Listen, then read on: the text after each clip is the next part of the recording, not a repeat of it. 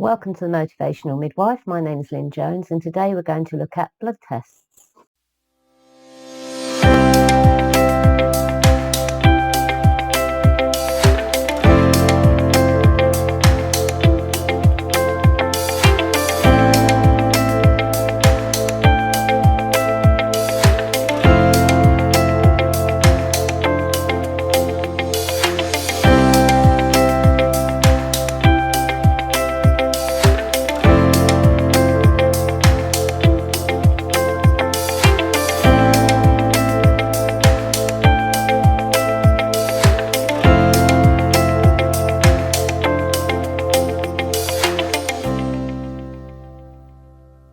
So let's have a look at blood tests and what they actually mean. And we'll only be looking at blood tests related to pregnancy. However, I may expand a bit on those blood tests and what they may mean for non-pregnant people as well. I'm not going to give you any reference values because it will be very much dependent on your own lab, your own trust as to the specific reference values you use. So I will just give you an indication of whether things are unaffected by pregnancy or raised or decreased in pregnancy. So what tests do we offer in pregnancy, specifically around blood? So the booking bloods we do, and remember this is, the key word is offer. Women have choice and they can accept all, some or none of all these tests that we offer. So we have full blood count, group and RH status, so that's whether you're Rh negative or not, and that would indicate whether or not we need to offer anti-D prophylaxis. Hemoglobinopathies, which will be highlighted on the family origin questionnaire, so that's thalassemia and sickle cell. Infectious diseases, HIV, hepatitis and syphilis, and historically rubella was in there, but that's no longer part of that screening. Random blood glucose to those women who may be at higher risk of developing diabetes in pregnancy, and blood tests to assess the fetus, so the triple or quadruple test, depending which area of the country you're in. And we take them essentially to give us a baseline level and to highlight anything that may be an issue right at the beginning of pregnancy. So we can treat anything we pick up or offer treatment, and that will in turn improve fetal and maternal well-being.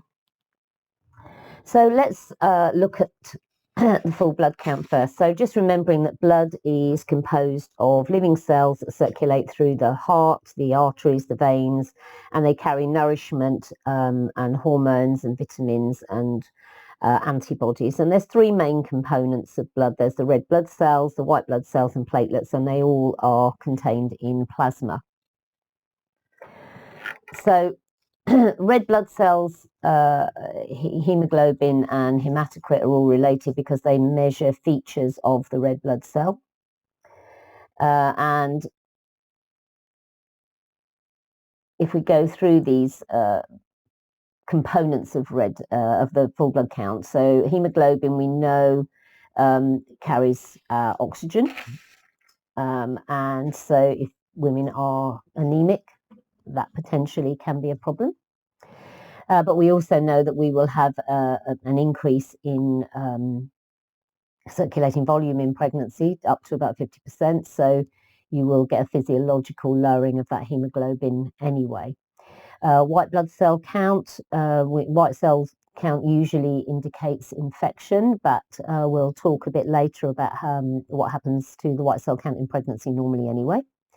And platelet count is linked to your clotting factors, and red cell count or red blood cells is actually the amount of red blood cells, or the actual red blood cells that are in the blood, and hematocrit is linked very much to the amount of red blood cells in the blood, and mean cell volume is sort of the average amount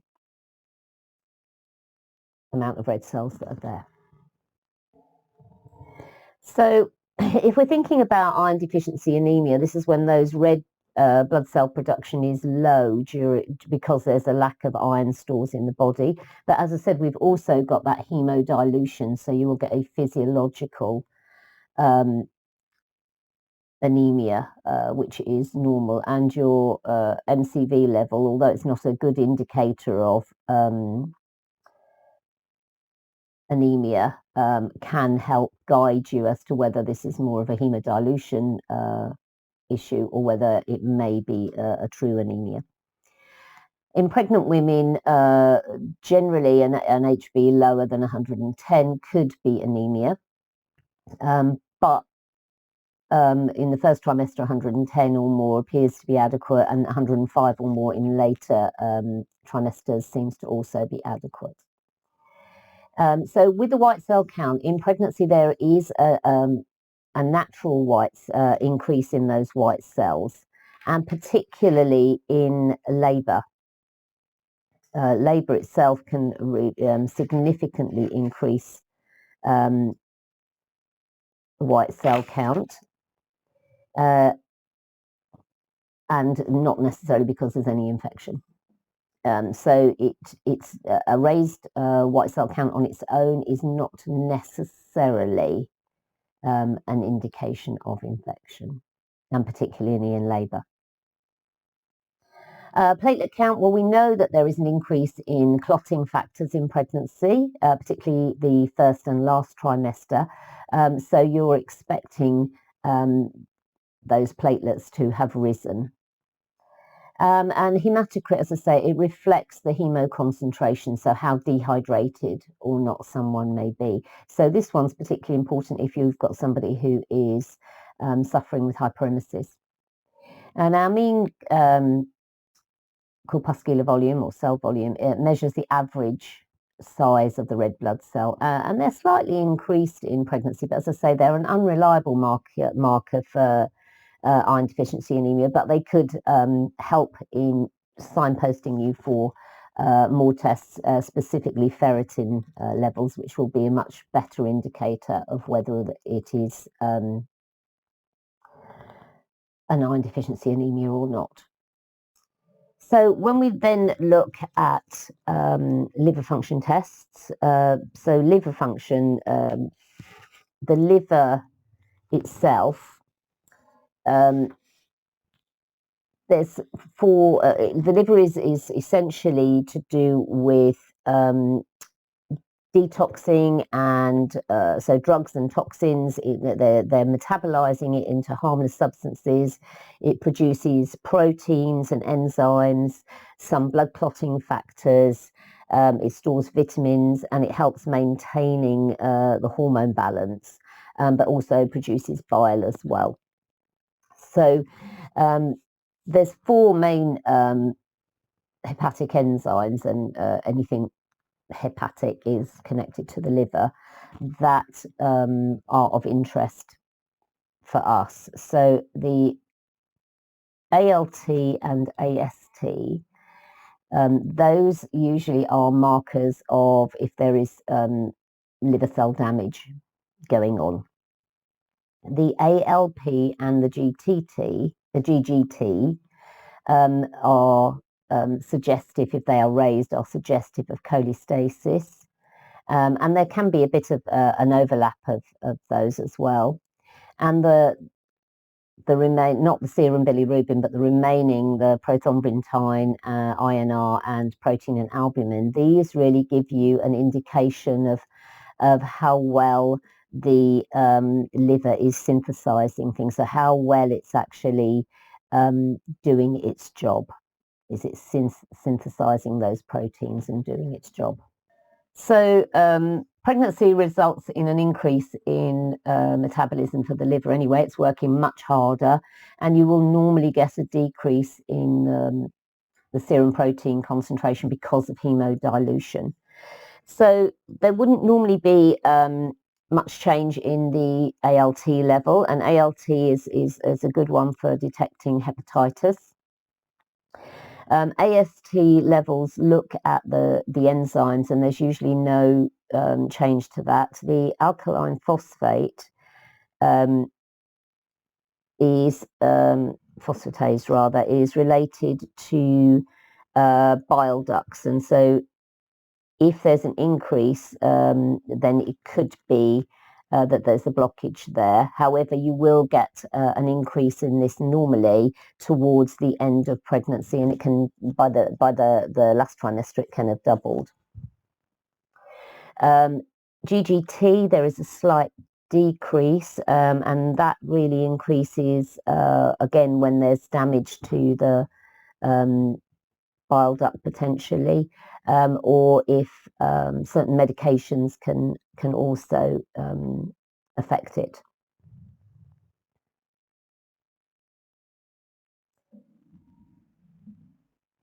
Bilirubin, when we're looking at bilirubin, it should be unchanged, and bilirubin really measures all the yellow bilirubin in the blood.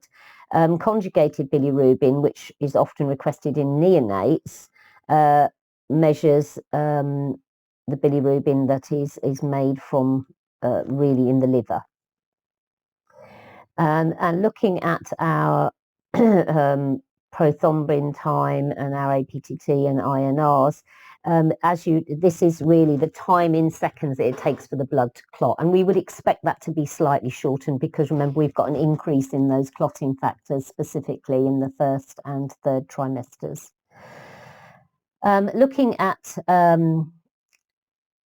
the albumin and protein. So albumin itself just is the main protein made by the liver, and you would expect it to be slightly decreased because of hemodilution. Total protein is the albumin and all other proteins, including sort of antibodies that are made to help fight infections. And bile acids would be requested if you were thinking that there may be a problem cholestasis-wise, and therefore a result more than 14 is deemed to be abnormal. So looking at renal function, so this is how well the kidneys are performing. So you've got in pregnancy you have an increased glomerular filtration anyway because you've got that increased circulating volume. By and large, apart from the urea and creatinine, which are slightly reduced, you wouldn't expect much change in any of the urea or electrolytes. So your sodium, potassium, chloride, etc. They're all your electrolytes, and unless there is something affecting them, such as hyperemesis, where dehydration may be a problem, and then you're likely to get slightly deranged bloods with that. Then you would expect all of those to stay relatively within the normal function, normal range for non-pregnant women as well. Now I've just added in here the urine. One of the tests that can be done for renal function from the urine directly is the protein creatinine ratio, and this is often sent if you have a plus of protein. This really should be sent to try and exclude preeclampsia. Other common tests that are done are C-reactive protein, so your CRP, and this is linked to infection markers. Blood glucose, so random blood sugar and fasting blood sugars in anyone who perhaps has glycosuria or a history or risk factors for diabetes. And Kleihauer. So Kleihauer obviously is measuring the amount of fetal cells that are found in the maternal circulation. So these would be done commonly antenatally at 28 weeks and also at post-delivery. But if you have an antenatal who is admitted with abdominal pain or PV bleeding, you should take it again before you administer any anti-D, just to make sure that the amount of anti-D you're giving is sufficient for the amount of fetal cells that are circulating in the maternal circulation. So what's the relevance of this? So, some of the things that can happen for certain disorders that creep up in pregnancy. So hyperemesis, as we've already said, you would expect raised ALT, abnormal electrolytes and urea. In PET and eclampsia, you would expect ALT, AST, uric acid, creatinine and urea levels all to be raised. And in HELLP syndrome also, which is closely linked, so that's your hemolysis, elevated liver enzymes and low platelets. So you'd expect the liver enzymes to be elevated and the platelets to be lower. And often there's increased bilirubin there as well.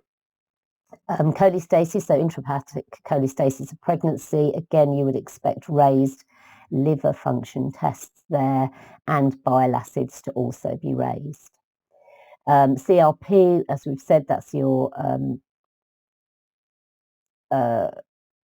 C-reactive protein is increased when there is infection, and diabetes, you would expect the blood glucose to be raised, although it can be raised also if someone's having steroids such as dexamethasone or betamethasone.